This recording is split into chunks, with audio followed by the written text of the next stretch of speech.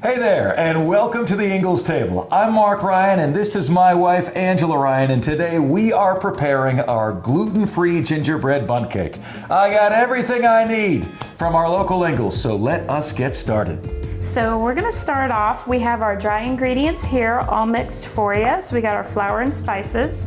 We have our other ingredients, or what I like to call the wet ingredients, where you have your molasses and eggs. We have some brown sugar in here. So what we are about to do is take our hot water and our flour, and you're gonna interchange them back and forth and introduce a little bit at a time as you whisk. This is going to ensure that you have a very smooth and even blend of your batter.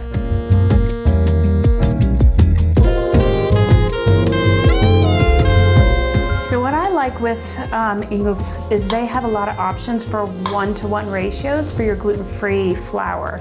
In addition, we've added half a cup of coconut flour to this to help even cooks more formed instead of crumbly.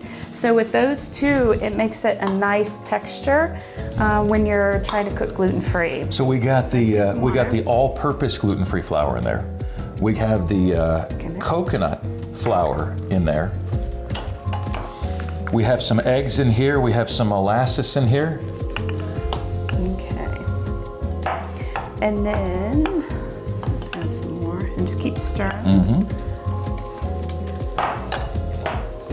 And you want to make sure that the water is hot. That's going to help it stir more easily into a nice blend, a smooth blend. I have found that if you mix everything together, the dry ingredients and the wet ingredients, that it makes it harder to break up the chunks of flour and get an even blend. One thing I want to emphasize with this bundt pan, you want to make sure it's buttered all up to the edge and the center. That way you prevent any sticking of the bundt cake.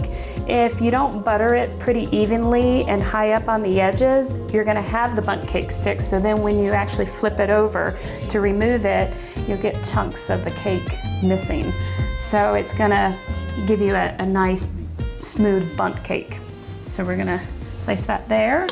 So what I'm having Marc do is spin the bundt cake pan around as I introduce the batter. So you can also add that to your ingredient list, a significant other or a friend to help you. So we are now going to place our bundt cake in the oven at 350 degrees, and we will come back and show you how to make the frosting. All right, so we have placed our bundt cake in the oven. We are awaiting its return to our table here. So my son Jackson loves frosting, so we're gonna make this vegan frosting for him so that way he can take some graham crackers and have a little bites afterwards. So Laura Lynn, they offer some great plant-based butter. We're gonna add our orange zest or orange juice, our vanilla extract as well, along with our powdered sugar. I can't tell the difference between that and regular butter. Yeah. So we're gonna finish mixing this up. We're gonna rock out with our icing in just a minute, and we're gonna complete this bad boy, our gluten-free gingerbread bundt cake. So we just took our gingerbread bundt cake out of the oven. The aroma in the house just smells delicious. Look at this thing. I mean, look at it. You have not seen a gluten-free vegan cake come out looking like this. So we are gonna add our orange zest frosting that we just finished mixing up.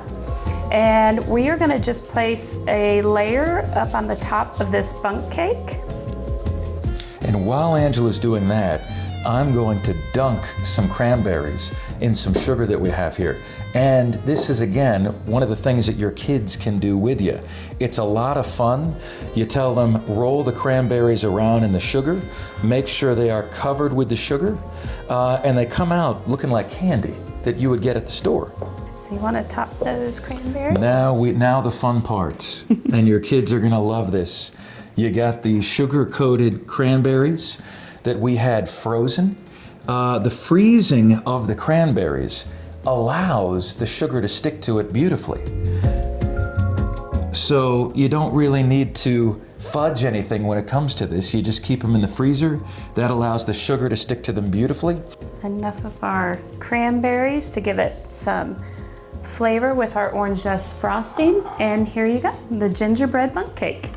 Thanks so much for joining us today. Remember to explore the website for more great recipes. We'll see you next time.